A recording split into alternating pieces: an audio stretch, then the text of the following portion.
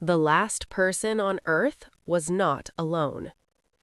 At 11:59 p.m., the world ended quietly. There were no explosions, no meteors, no warning sirens. One moment, the cities were full.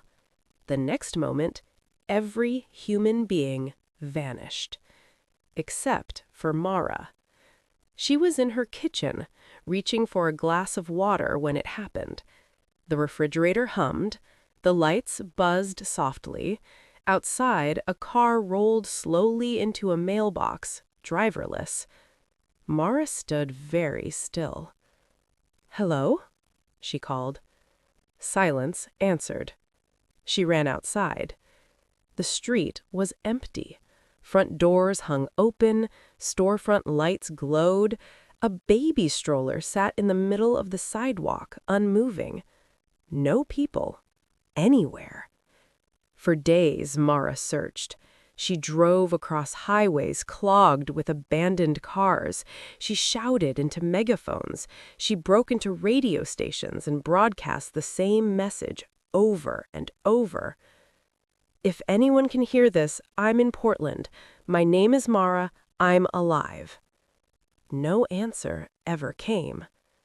After 3 weeks, she stopped using the word anyone. After 2 months, she stopped speaking out loud. After 3 months, she began to feel something worse than fear. She felt watched. It started small. Doors she knew she had closed were open. Lights she never touched flickered at night. Once, she found muddy footprints across her living room floor. They were not hers. Mara told herself she was imagining it. Isolation does things to the brain. She had read about that. Still, she began sleeping with a knife beside her bed. One night, the power grid finally failed. The world went black. No more city glow, no more electric hum, just darkness stretching across the planet. Mara lit candles and sat by the window. And that's when she saw it. Across the street, in the empty house, a light. Not electric. Soft. Warm. Moving. Her breath stopped. She waited for it to disappear. It didn't.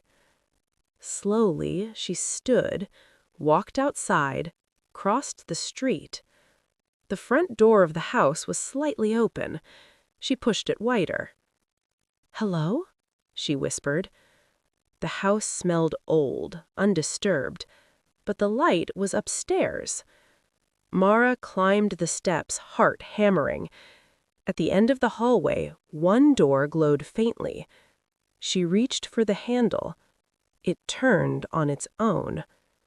The room was empty, except for a mirror, an old, tall mirror standing in the center of the room.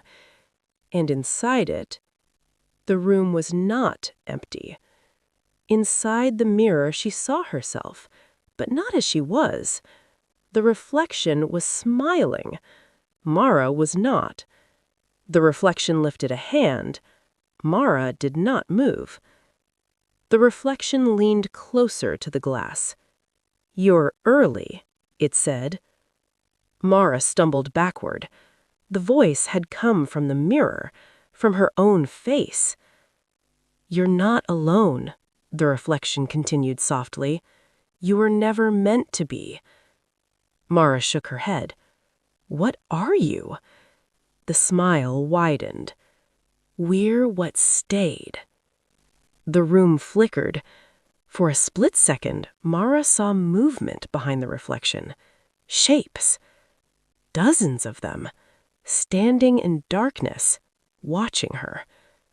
"You're the last one outside," the reflection said gently. "Come inside." The mirror's surface rippled like water. Mara felt a pull in her chest, a deep, magnetic tug. Loneliness. It pressed against her bones. 3 months of silence, 3 months of emptiness, 3 months of being the only heartbeat on Earth. "Come inside," the reflection whispered again. The figures behind it shifted closer, their faces almost visible now, waiting. Mara stepped forward, stopped. And then she did something unexpected. She laughed. It came out shakily at first, then stronger. "If I'm the last person on Earth, then this world belongs to me." The reflection's smile faltered.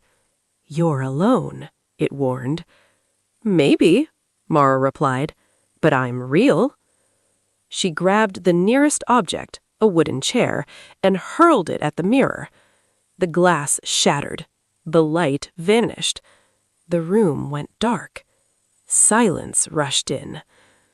Mara stood there, breathing hard. Nothing moved. Nothing whispered. She was alone again, but this time it felt different. Not hunted, not watched, just quiet. Outside, the wind moved through empty streets. Mara walked home under a sky full of stars no one else was there to see. And for the first time since the world ended, she smiled. Because whatever had stayed behind had just lost.